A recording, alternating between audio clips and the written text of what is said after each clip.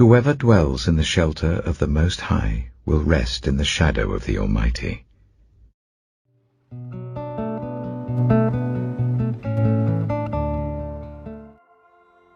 Deuteronomy chapter 11. Love the Lord your God and keep his requirements, his decrees, his laws, and his commands always.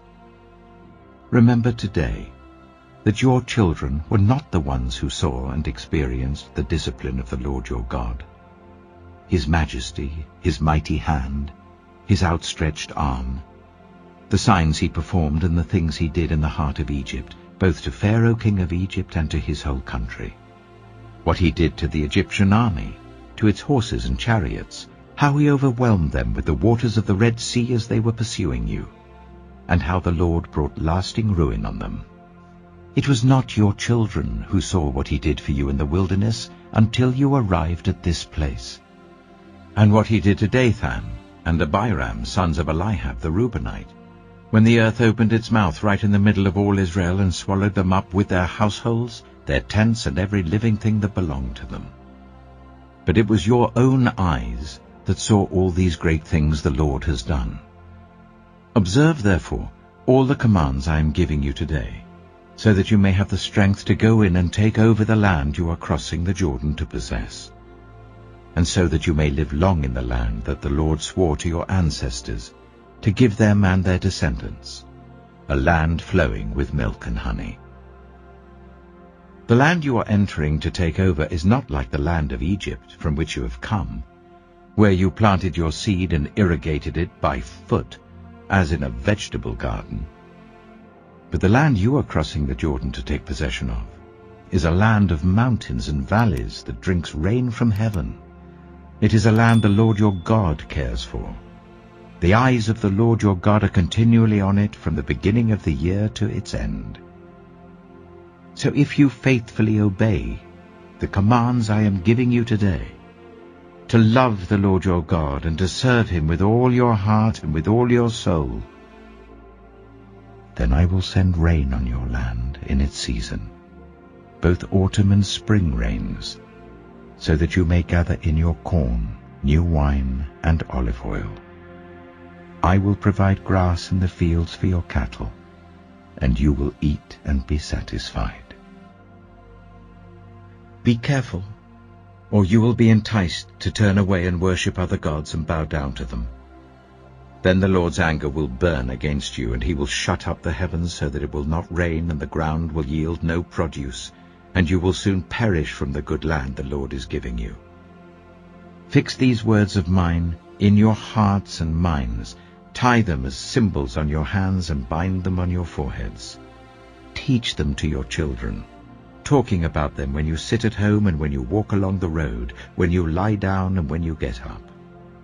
Write them on the door frames of your houses and on your gates, so that your days and the days of your children may be many in the land that the Lord swore to give your ancestors, as many as the days that the heavens are above the earth. If you carefully observe all these commands I am giving you to follow, to love the Lord your God, to walk in obedience to him and to hold fast to him, then the Lord will drive out all these nations before you, and you will dispossess nations larger and stronger than you. Every place where you set your foot will be yours. Your territory will extend from the desert to Lebanon, and from the river Euphrates to the Mediterranean Sea. No one will be able to stand against you.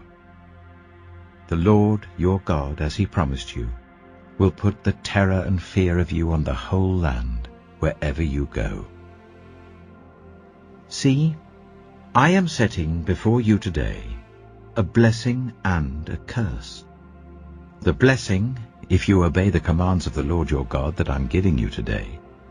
The curse, if you disobey the commands of the Lord your God, and turn from the way that I command you today by following other gods, which you have not known. When the Lord your God has brought you into the land you are entering to possess, you are to proclaim on Mount Gerizim the blessings, and on Mount Ebal the curses. As you know, these mountains are across the Jordan, westward towards the setting sun, near the great trees of Moreh, in the territory of those Canaanites living in the Arabah, in the vicinity of Gilgal. You are about to cross the Jordan to enter and take possession of the land the Lord your God is giving you. When you have taken it over and are living there, be sure that you obey all the decrees and laws I am setting before you today. Deuteronomy chapter 12. These are the decrees and laws you must be careful to follow in the land that the Lord, the God of your ancestors, has given you to possess, as long as you live in the land. Destroy completely all the places on the high mountains, on the hills, and under every spreading tree, where the nations you are dispossessing worship their gods. Break down their altars, smash their sacred stones, and burn their Asherah poles in the fire. Cut down the idols of their gods and wipe out their names from those places. You must not worship the Lord your God in their way. But you are to seek the place the Lord your God will choose from among all your tribes to put his name there for his dwelling. To that place you must go. There bring your burnt offerings and sacrifices, your tithes and special gifts, what you have vowed to give, and your freewill offerings, and the firstborn of your herds and flocks. There, in the presence of the Lord your God, you and your families shall eat and shall rejoice in everything you have put your hand to, because the Lord your God has blessed you. You are not to do, as we do here today, everyone doing as they see fit, since you have not yet reached the resting place and the inheritance the Lord your God is giving you. But you will cross the Jordan and settle in the land the Lord your God is giving you as an inheritance, and he will give you rest from all your enemies around you, so that you will live in safety. Then, to the place the Lord your God will choose as a dwelling for his name, there you are to bring everything I command you, your burnt offerings and sacrifices, your tithes and special gifts, and all the choice possessions you have vowed to the Lord. And there rejoice before the Lord your God, you, your sons and daughters, your male and female servants, and the Levites from your towns, who have no land allotted to them or any inheritance of their own. Be careful not to sacrifice your burnt offerings anywhere you please. Offer them only at the place the Lord will choose in one of your tribes, and there observe everything I command you. Nevertheless, you may slaughter your animals in any of your towns, and eat as much of the meat as you want, as if it were gazelle or deer, according to the blessing the Lord your God gives you. Both the ceremonially unclean and the clean may eat it. But you must not eat the blood. Pour it on the ground like water.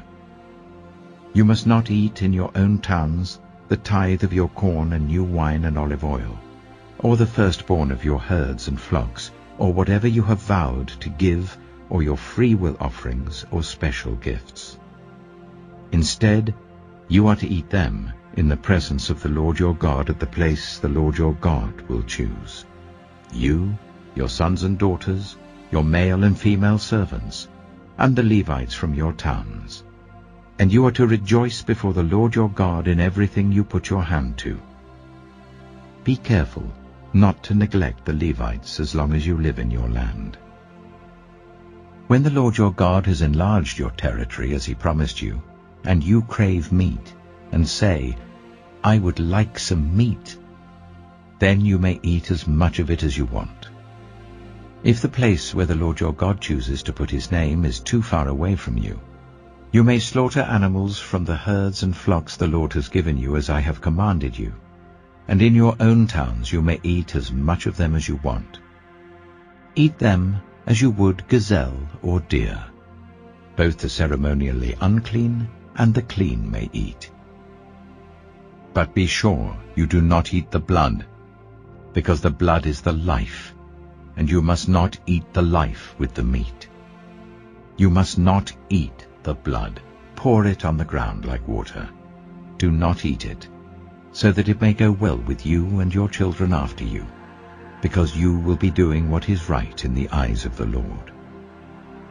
But take your consecrated things, and whatever you have vowed to give, and go to the place the Lord will choose. Present your burnt offerings on the altar of the Lord your God, both the meat and the blood. The blood of your sacrifices must be poured beside the altar of the Lord your God, but you may eat the meat. Be careful to obey all these regulations I am giving you, so that it may always go well with you and your children after you, because you will be doing what is good and right in the eyes of the Lord your God. The Lord your God will cut off before you the nations you are about to invade and dispossess. But when you have driven them out and settled in their land, and after they have been destroyed before you, be careful not to be ensnared by inquiring about their gods, saying, "How do these nations serve their gods? We will do the same." You must not worship the Lord your God in their way, because in worshipping their gods, they do all kinds of detestable things the Lord hates. They even burn their sons and daughters in the fire as sacrifices to their gods. See that you do all I command you. Do not add to it or take away from it. Deuteronomy chapter 13. If a prophet, or one who foretells by dreams, appears among you and announces to you a sign or wonder, and if the sign or wonder spoken of takes place, and the prophet says, "Let us follow other gods, gods you have not known, and let us worship them," you must not listen to the words of that prophet or dreamer.